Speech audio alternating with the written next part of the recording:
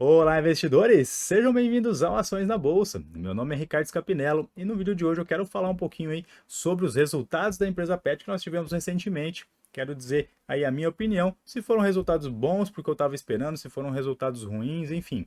Nós fizemos aí recentemente um vídeo, né, de compra de pets para longo prazo. Caso você não tenha assistido, eu vou deixar o link aqui em cima para você poder assistir.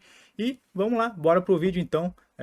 Primeiro de tudo, eu preciso mostrar para vocês aqui, a gente fez um videozinho, né, de compra de pets, pets no fundo duplo no longo prazo. Então, basicamente, pessoal, esse vai ser o videozinho do card ali em cima. Se você não assistiu, aproveita, assiste lá, que é um vídeo bem bacana. E teve aqui um comentário do pessoal, né? Eu acho que o do Jandir foi onde eu comentei aqui também que eu estava esperando, né?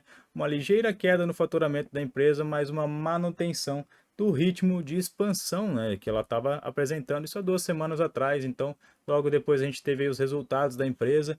E basicamente o que aconteceu foi o que a gente estava esperando. A gente, Pets, primeiramente ela teve uma queda no faturamento de algo em torno de 8% e também teve a sua manutenção de crescimento, né, de aberturas de lojas aí, algo em torno de uma loja por semana. Ela manteve o seu patamar de crescimento, então para mim continuou estando dentro dos fundamentos que a Ipetsa estava apresentando nos últimos relatórios, crescimento forte, né, uma loja por semana, dívida líquida negativa.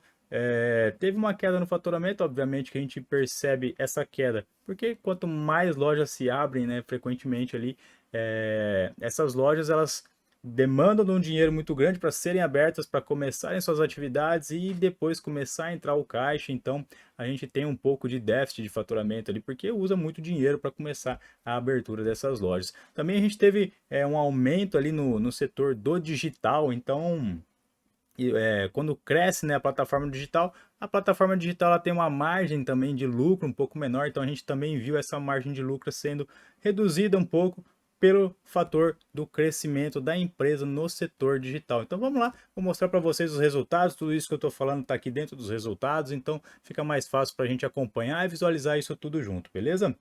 Bora lá então, galera! A gente tem aqui então a tendência, né, estrutural do segmento pet, que fica cada vez mais sólida, com um crescimento do segmento pet de algo em torno de 13% por ano nos próximos 5 anos, tá? A gente está tendo também mais perspectiva aí de crescimento da população pet, mais o aumento da expectativa de vida de cada pet, então o pessoal está cuidando mais dos seus bichinhos e está aumentando a população de bichinhos também, e isso faz com que as pessoas gastem mais com seus animais, principalmente até por conta da humanização, o tratamento do pet aí como membro da família. Então as pessoas acabam gastando mais com seus bichinhos, cuidam mais deles, isso aumenta a expectativa de vida deles, eles vivendo mais, consomem mais produtos, então tudo favorece aí para o crescimento da empresa nos próximos 5 anos, tá? Vamos voltar aqui agora então na parte de crescimento.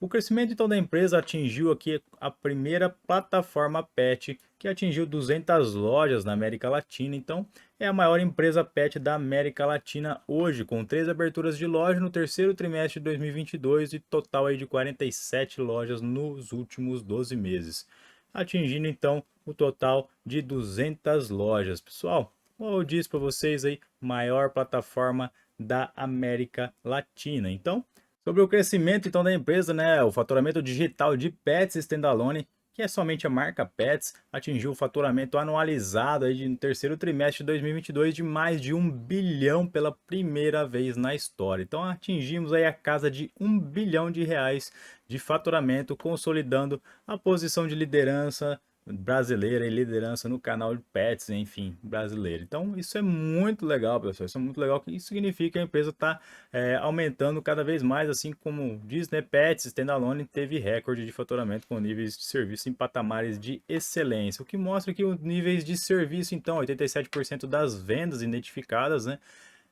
permitindo personalização da experiência dos clientes. Minhas ofertas, então no caso foi a ferramenta proprietária diferencial competitivo e as novas vitrines, que foram as eficiências em cliques, itens no carrinho e conversão de compras. E aqui a gente tem no caso o nível de serviço, que foi 95% das vendas ship from store entregues em até um dia útil. Cara, um dia útil para entregar todos os pedidos de pets, 95% de todos os pedidos foram entregues dentro de um dia útil. Isso é muito rápido, o NPS recorde no picape aqui, no maior patamar da companhia entre todos os segmentos. Cara, são níveis muito legais, basicamente bem interessantes, o faturamento bem alto, níveis de serviço mantendo a qualidade deles. Então, por enquanto, para mim, a empresa está dentro do que estava sendo esperado. Foco na digitalização dos clientes, né? Então, querendo trazer os clientes para dentro da plataforma digital, para dentro do app. Isso também é muito legal porque faz com que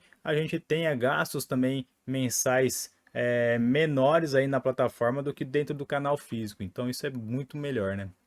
Vamos falar um pouquinho agora de rentabilidade, né, ou compromisso da Pets com a manutenção de patamares saudáveis de margens, apesar das pressões de curto prazo sobre o negócio. As pressões de curto prazo foram, então, no caso, a inflação e o efeito no mix de produtos. A gente teve aí também da marca Zidog apresentando um faturamento um pouco abaixo do esperado.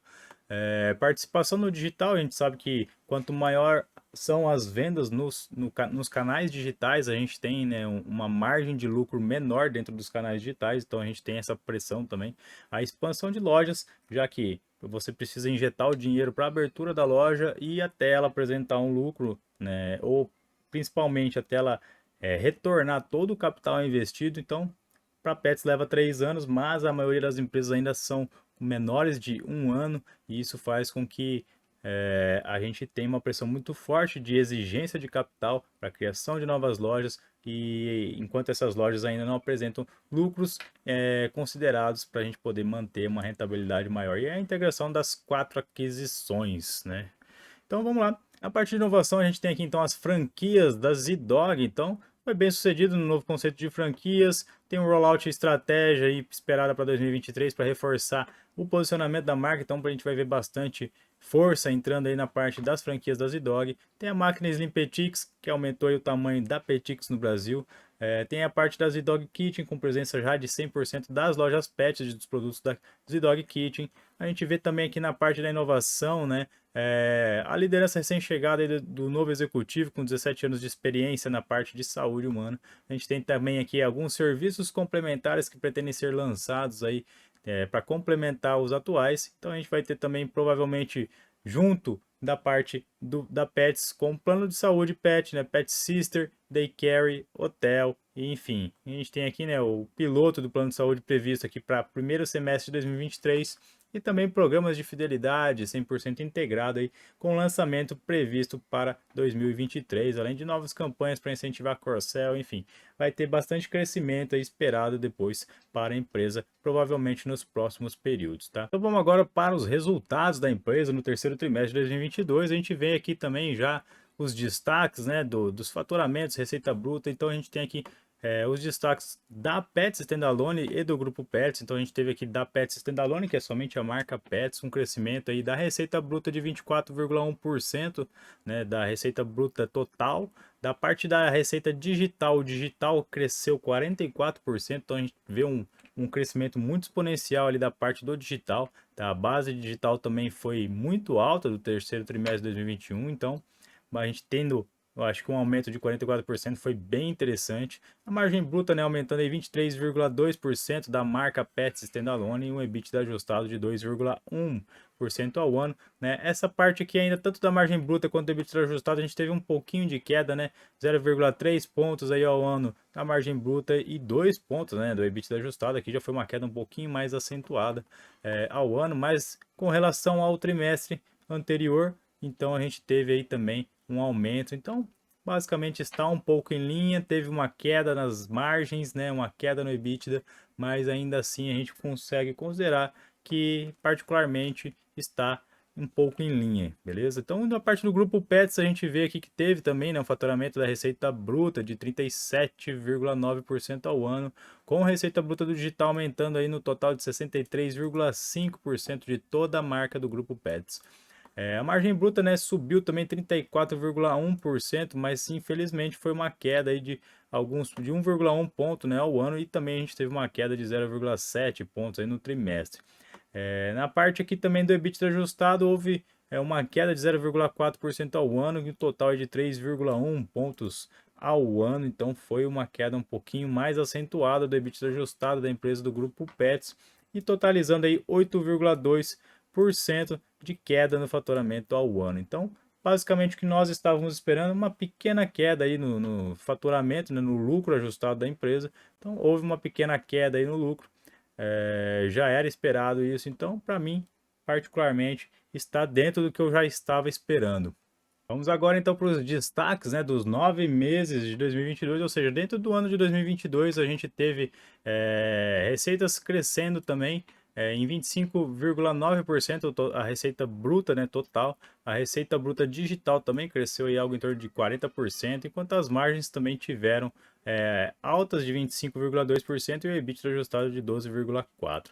Uma pequena queda de pontos aí também na parte da margem bruta e do EBITDA ajustado, um pouquinho maior aí de 1,1 pontos.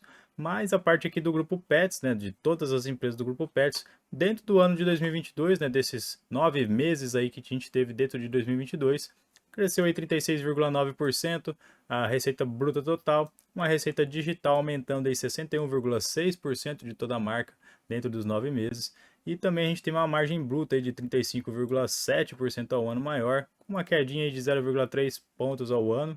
E também um EBITDA ajustado de 8,1%, com uma queda um pouquinho mais acentuada de 2,1%. Porém, né, o lucro ajustado ali, o lucro líquido ajustado, foi positivo dentro dos 9 meses. A gente teve só uma queda aí no terceiro trimestre de 2022, porém no restante a gente teve lucros líquidos ajustados positivos. Então a gente mantém aí um crescimento de 19,2% no ano de 2022. Vamos analisar um pouquinho agora sobre a expansão da rede de lojas, uma inauguração de 13 lojas, né, no terceiro trimestre de 2022. Então a gente tem aqui os resultados das inaugurações, o número de lojas, totalizando 200 lojas agora no terceiro trimestre de 2022. Tinha 187 lojas, abriu mais 13, totalizou 200, foi um crescimento de 31% com relação ao terceiro trimestre de 2021. E a gente mantém aí o ritmo de crescimento, então está aumentando cada vez mais. Você vê que a gente teve 26% de crescimento, né, do terceiro trimestre de 2019 a 2020, 28%, né, de 20 a 2021 e agora 31% de 21 a 2022. Então está crescendo de uma forma, inclusive, um pouquinho ali exponencial. Mix de lojas agora para a gente ficou um pouco mais positivo, tá? A gente tira um pouquinho daquela concentração que havia dentro de São Paulo. Então, 68% das lojas em 2019 estavam dentro de São Paulo, enquanto apenas 32% eram fora de São Paulo. E agora a gente tem praticamente aí 50% cada um, né? 52% ainda está dentro de São Paulo em 2022, enquanto 48% estão divididos entre o Sudeste, né? No caso, 16% desses 48 estão no Sudeste, 13% aí no Sul, 9% no Nordeste, né, 8% no Centro-Oeste e 2% aqui no Norte. Então, basicamente, a gente tem aqui também questão de mix de aberturas, né, distribuição etária. Então, aqui essa parte que é interessante, a distribuição etária das lojas. É aquilo que eu te falei, a gente tem o patamar de maturação, né, das lojas, que é algo em torno de 3 anos. Então, hoje a gente tem 47% das lojas que já possuem seu tempo de maturação, né, acima de 3 anos, mas a gente tem aí boa parte ainda que está primeiramente dentro de um ano. Depois a gente tem aqui 17%, são 24% dentro de um ano, 17% das lojas estão já no segundo ano, né, de atividade, e 12% estão entrando aí no terceiro ano de atividade. Então a gente ainda tem boa parte dessas lojas que não atingiram sua maturidade e por isso consomem um pouco mais de caixa e faz com que as margens fiquem um pouco mais estreitas. Então 53% das lojas não completaram o terceiro ano de operação, tá? 48% das lojas, né, como eu disse aqui, já estão fora de São Paulo, isso é muito bom e é muito legal essa parte. A gente entender um pouquinho de como que tá a situação, né, a distribuição ali da idade das lojas e por que que isso também afeta o faturamento da empresa. Agora na parte aqui sólido, o crescimento, mesmo diante de uma forte base de comparação, né? Isso é muito legal, cara. Eu achei muito interessante porque a gente teve um crescimento muito forte, né? do terceiro trimestre de 2022, comparado com o terceiro trimestre de 2021, que foi também um período muito bom. Então, ó, a receita bruta de pets standalone cresceu, né, dos 24,1%, sob uma base forte, que era terceiro trimestre de 2021, que já tinha crescido 42,5%. Então, crescemos ainda mais de uma base que já era muito boa, a parte da pet standalone. Então, isso é muito legal porque mostra a força e o aumento, né, das receitas que estão tendo exponencialmente aí da empresa. Então, acho que está bem alinhado com os conceitos que já estavam sendo apresentados anteriormente. A gente tem também aqui a parte das vendas digital da Pet Standalone, que cresceram 44%. Primeira vez que o digital da Pet Standalone atinge um patamar de uma base anualizada. 70% do faturamento digital vem do aplicativo, né, da Pets em setembro de 2022, então aumentando aí em 4 pontos ao ano. 70% do faturamento digital vindo do app, né? Então, isso é muito legal. As pessoas estão comprando diretamente pelo aplicativo e a gente tem aqui uma base de 345 mil assinantes, aumentando em 48%, né, das pessoas que assinam os produtos para receber aí nas casas. Então, 29% da receita da Pet Standalone é baseada no número de assinantes. Isso também mostra a força do digital da Pet. Então, para mim, continua ainda alinhado com o que estava sendo apresentado, o crescimento da parte da penetração digital aí da empresa. Agora, uma coisa que a gente precisa ficar em alerta aqui é com respeito à rentabilidade, né, da empresa. Então, a gente percebe que o lucro bruto dela, né, a receita bruta, está caindo a cada trimestre, né, caiu um total aí de 1,1 pontos ao ano, comparado com a base do terceiro trimestre de 2021. Então, até o terceiro trimestre de 2022, a gente teve uma queda de 1,1 pontos. Não sabemos até que ponto essa queda vai continuar, e até mesmo com relação à inflação e todo o período macro que a gente está vivenciando agora, né? Agora, com base na Pet Standalone, teve uma queda de 0,3 apenas, né? Houve um crescimento também aqui da região desde o segundo trimestre de 2022, né? Mas com base no último trimestre de 2021, a gente teve uma queda pequena, então praticamente manteve-se aí, né, as margens de rentabilidade. Então,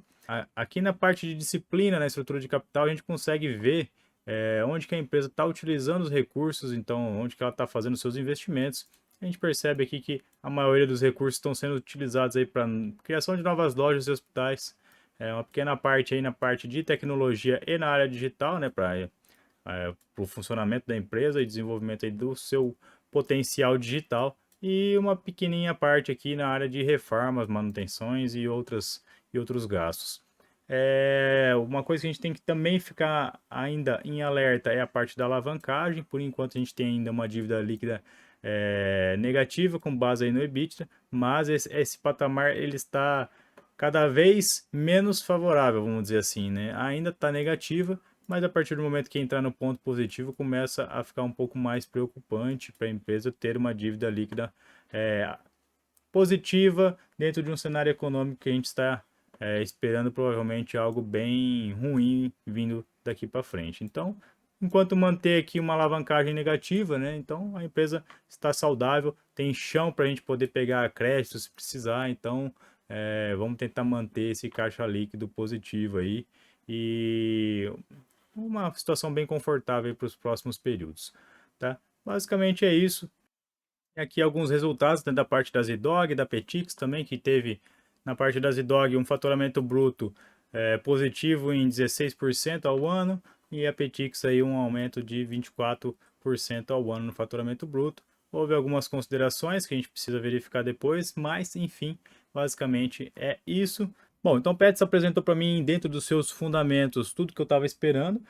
Manteve o seu lucro líquido negativo, ela apresentou uma queda aí na sua margem de lucro, apresentou também uma pequena queda aí também no lucro líquido da empresa. Então, manteve tudo que eu estava esperando. Para mim, ainda continua dentro dos fundamentos que ela vem apresentando todos os trimestres, crescimento exponencial, margens cada vez maiores, maior pet shop aí da América Latina, plataforma digital em crescimento exponencial. Então, para mim, ainda vale a compra no papel. E vamos lá, vamos analisar graficamente aonde foi a nossa entrada novamente aí de compra. O papel caiu bastante, está dentro desse canalzão de baixa e tende a cair cada vez mais. Não para, não chega no fim nunca, vamos dizer assim, né? Houve uma congestão de preços. Para mim, isso daqui eu posso considerar isso como uma acumulação, será? Será que isso começou a ser uma acumulação de big player? Então vamos ver. Basicamente a gente fez aqui um padrãozinho de fundo duplo, tá? Que foi onde nós fizemos a nossa primeira operação. Eu estava considerando que esse movimento seria um movimento de acumulação de preço. Então houve aqui um padrão de rompimento desse fundo duplo. Rompeu-se o fundo duplo, voltou com um pullback até a região do fundo perdido e agora a gente viu o papel caindo cada vez mais, perdendo essa região, e também isso pode ser considerado um pivô de baixa e a gente pode projetar alvos aqui para baixo, algo em torno dessa região aqui, beleza?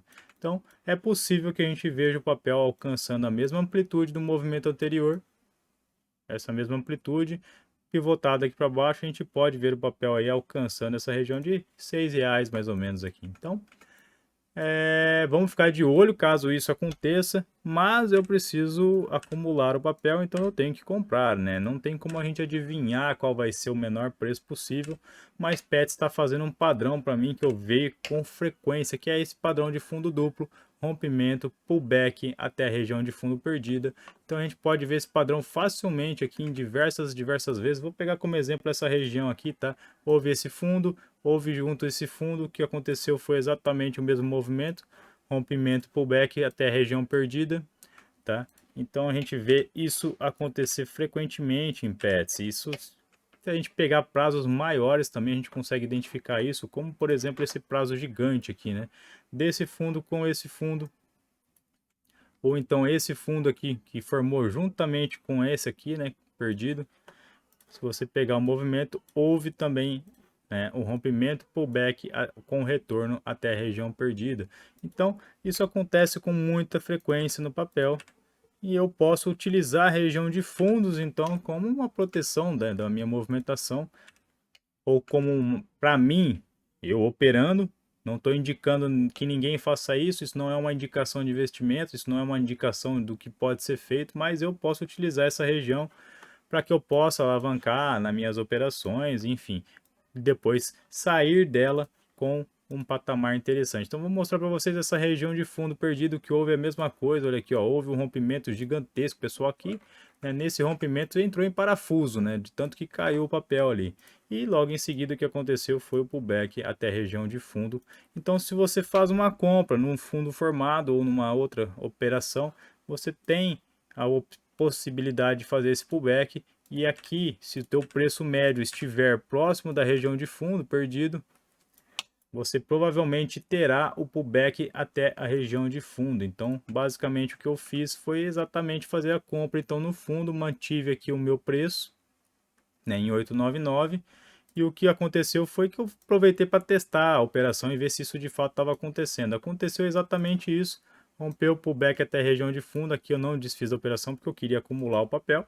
Obviamente que eu não ia desfazer da operação ali. O que aconteceu exatamente a mesma coisa. Então rompeu. E rompeu o que agora? Rompeu então basicamente a mesma operação. Rompeu.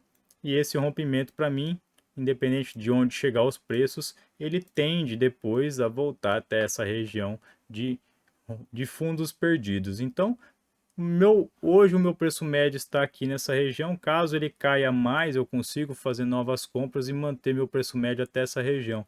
E assim eu consigo identificar qual foi o fundo e que provavelmente os preços, independente se ele vai continuar caindo para baixo ou se ele já começa a subir e volta aqui para a região de fundos, né, eu consigo, se o papel cair mais, comprar, manter meu preço médio nessa região. Para a hora que ele fizer o pullback, eu posso optar por desfazer de uma parte da operação e manter o restante, reduzindo o meu preço médio. Então, basicamente, eu estou fazendo isso dentro do papel.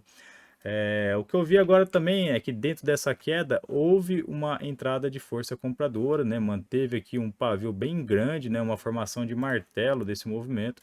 Então a gente pode estar vendo agora, quem sabe, uma exaustão do movimento de queda E entrando força compradora com o estocástico aqui sobrevendido, tá? Fica mais fácil você ver, inclusive aqui no gráfico semanal, que existe uma triangulação aqui do estocástico, onde ele está se segurando exatamente nessa região e que pode, no gráfico semanal, querer voltar aqui para o topo dessa triangulação. E a gente pode estar vendo, quem sabe no semanal, esse gráfico voltando a subir, rompendo essa linha e que inclusive seria o nosso ponto de média, que é exatamente um ponto de entrada, caso haja uma alta dos preços no gráfico semanal. Rompendo essa região, para mim, daria um sinal de compra e eu provavelmente estaria comprando, mas como eu já estou posicionado no papel exatamente nesse patamar, eu não preciso sair comprando novas unidades, eu posso esperar cair mais para eu entrar com novos preços médios. Então aqui essa compra que eu fiz em 799 exatamente é para alcançar o valor de entrada caso os preços voltem a subir, e caso eles continuem a cair, eu consigo fazer uma nova entrada e manter o meu preço mais ou menos nessa região, que é a região de fundo perdido, para a hora que fizer esse mesmo pullback aqui, né? Deixa eu colocar de volta aqui no gráfico diário. Na hora que fizer esse mesmo pullback, né, da região perdida, eu volto até essa região e aí eu posso escolher se eu desfaço de alguma quantidade e volto para os 400, tendo já reduzido meu preço médio de 8,49 para a região de 8, que é na casa dos fundos aqui. Aí eu volto, por exemplo, se eu compro mais 400, um exemplo, né? Se eu compro mais 400, eu fico com 800 ações, eu subo, depois ele sobe, faz o pullback, eu desfaço de 400, mantenho 400 que eu estava, só que eu vou manter, ao invés de num preço médio de 8,49, eu vou estar mantendo a um preço de 8. Então eu consegui reduzir ele para a região de fundos, e aí você pode estar utilizando isso como uma certa proteção do movimento que ele vem fazendo com frequência. Bom, basicamente é isso a operação que a gente fez. Agora vamos esperar se essa triangulação, perdão, se esse movimento aqui de martelo, né, ele vai ser um movimento de exaustão de queda, ele vai começar a querer puxar para alta, até mesmo por conta do estocástico bem sobrevendido no gráfico diário, no gráfico semanal e no gráfico mensal. A gente tem uma confluência aí de todos os tempos gráficos principais aí, diário, mensal e semanal, com estocástico sobrevendido. Isso pode fazer com que os preços voltem de uma forma bem forte aí em breve. Então, quem sabe não seja um retorno até o movimento aqui de congestão para dentro da congestão, ou até mesmo, né, um toque ali na média de 80, beleza? Basicamente é isso que nós estamos esperando. Lembrando também que dentro desse movimento aqui da linha verde, a gente ainda não fez aquele padrão de rompimento pullback até a linha, tá? Então pode ser que seja esse movimento que a gente esteja esperando também, de pullback até essa região da linha verde, e aí quem sabe a gente vê novamente depois. Se você analisar, pode ser exatamente, quem sabe, nessa formação, e aí você vai ver que os preços estão bem próximos aqui da região da média de 80, beleza? Então, vamos aguardar, vamos ver o que o papel vai fazer. Para mim, manteve os fundamentos, fiz uma nova entrada, reduzi meu preço médio e tenho a intenção de acumular o papel cada vez mais, e acho que para mim é viável eu manter essas operações. Beleza, galera? Espero que vocês tenham gostado aí do vídeo de hoje. Caso o papel volte a cair mais, faremos aí novas análises e vamos ver o que vai estar acontecendo até lá. Se vocês gostou desse conteúdo, deixa seu like, se inscreve no canal e ative o sininho para você receber todas as notificações dos próximos vídeos. Valeu? Grande abraço, até mais, tchau, tchau!